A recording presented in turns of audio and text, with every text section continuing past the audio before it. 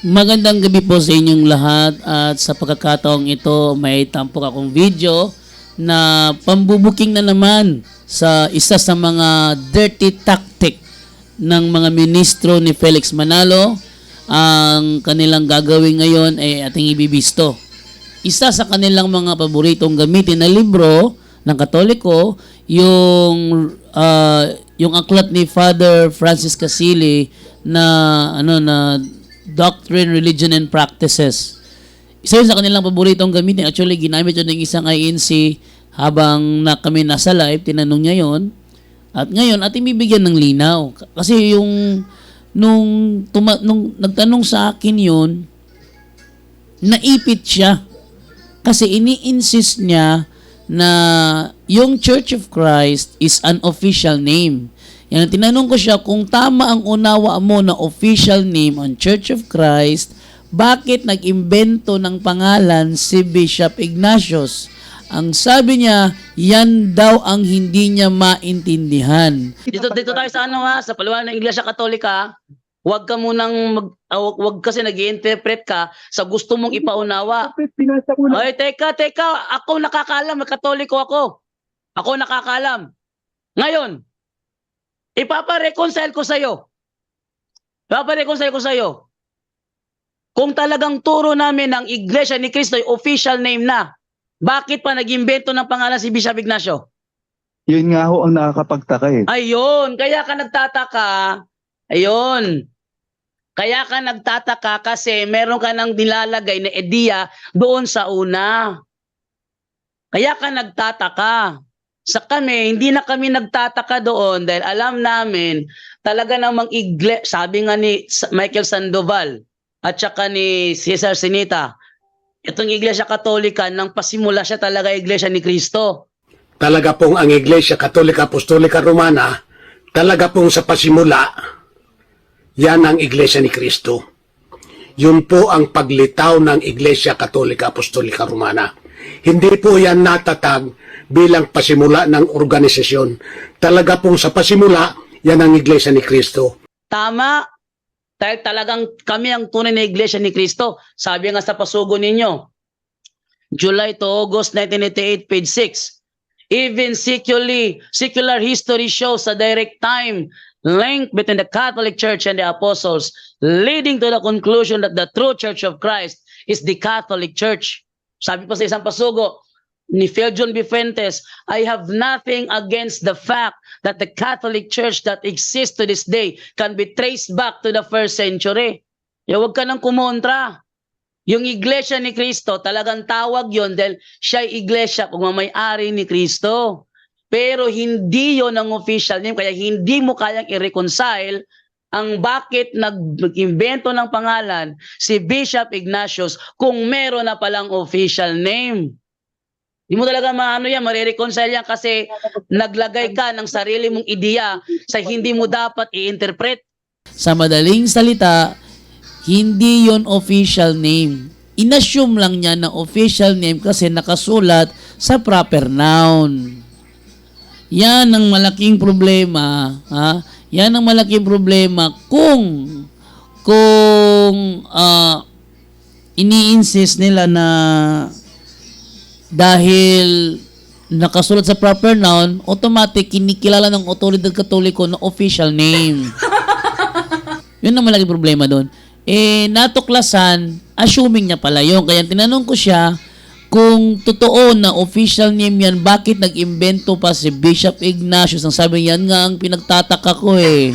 Kung talagang turo namin ng Iglesia ni Cristo ay official name na, bakit pa nag-imbento ng pangalan si Bishop Ignacio? Yun nga ho ang nakakapagtaka eh. Ayun, kaya ka nagtataka. Ayun. Kaya ka nagtataka kasi meron ka nang nilalagay na ideya doon sa una. Ayan ha. Sana next time sa mga INC na member ni Felix Manalo na pumasok sa aming programa at magtanong, huwag kayong mag-assume pag mayroon kayong tanong. Kailangan tanong kayo na open. Hindi yung tanong na may assuming na kasama, mahuhulog kasi yung loaded question fallacy. Huwag kayong mag-assume. Magtanong lang kayo, di ba? Okay, so atin na musimulan ang pagbibisto sa ginawa ng mga ministro ni Manalo sa Aklat ng Katoliko na Religion, Doctrine, and Practices ni Father Casile.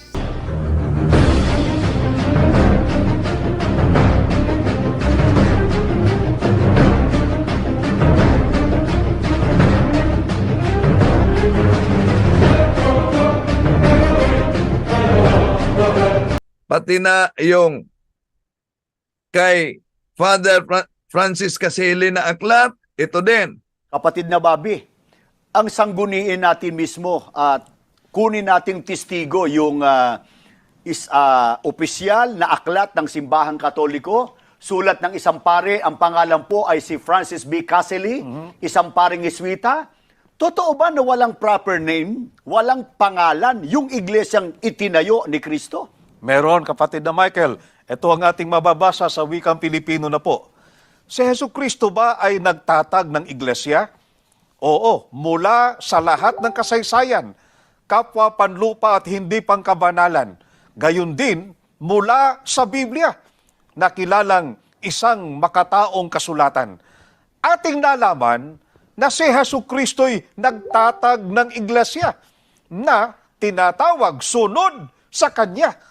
Ang Iglesia Kristiyana o ang Iglesia ni Kristo.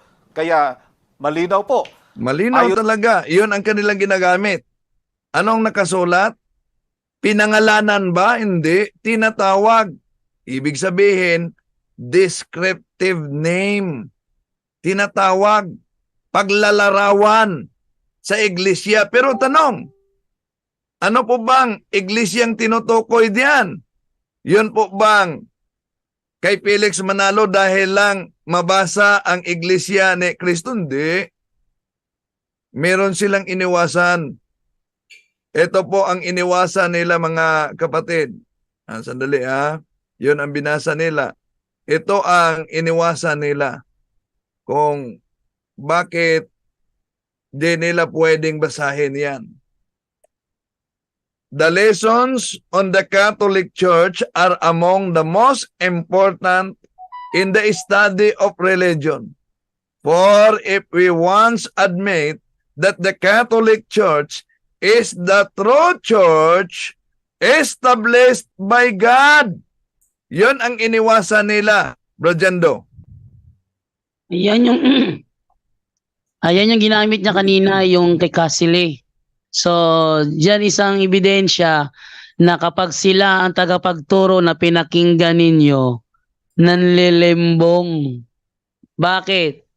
Pinuputol at ang paliwanag hindi tugma sa konteksto pag dinugtong mo ang pagbabasa. Yan yun pala.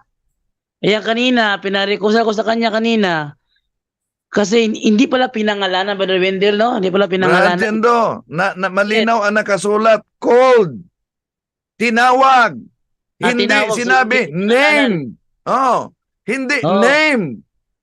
Ibig sabihin, napakalinaw, Brajendo, ibig sabihin, descriptive, paglalarawan sa iglesyang tatag ng ating Panginoong Hesukristo. At hindi iyon ang tatag ni Manalo, ang Simbahang Katoliko yun. Ayun, kaya kanina, pinareconcile ko sa kanya kasi ang kanya talagang paliwanag is pinangalanan. Doon ako na kung official name na yung Church of Christ, bakit nagpangalan pa si Bishop Ignacio? Sabi niya, kaya nga ako, yan ay kinalilito ko hindi pala. Nalilito siya kasi nag-interpret na siya, hindi pa nga pinapaliwanag, nag-interpret na. Kaya siya nalilito doon.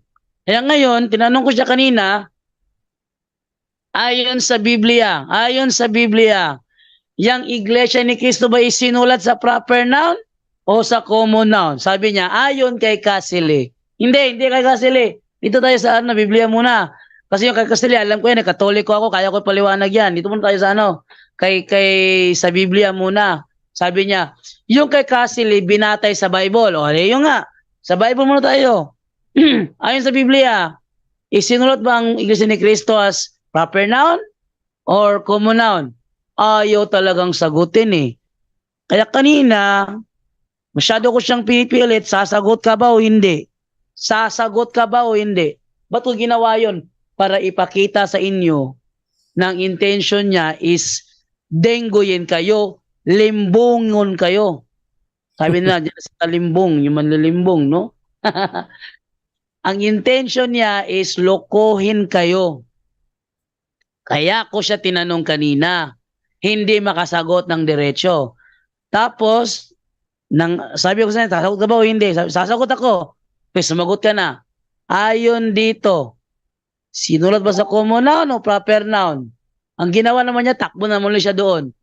Iyan ay isang palatandaan na lahat ng itinuro sa kanila, chap-chap, pag chap-chap, nagpuputol-putol. Sabi nga ni Soriano, ang ginagawa nyo,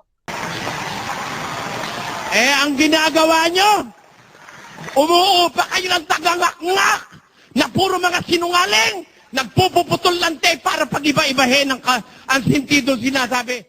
umuupa kayo ng mga tagamakmak na puro mga sinungaling, nagpuputol-putol ng tape. Tape yung sa kanya eh, wala siyang libro eh.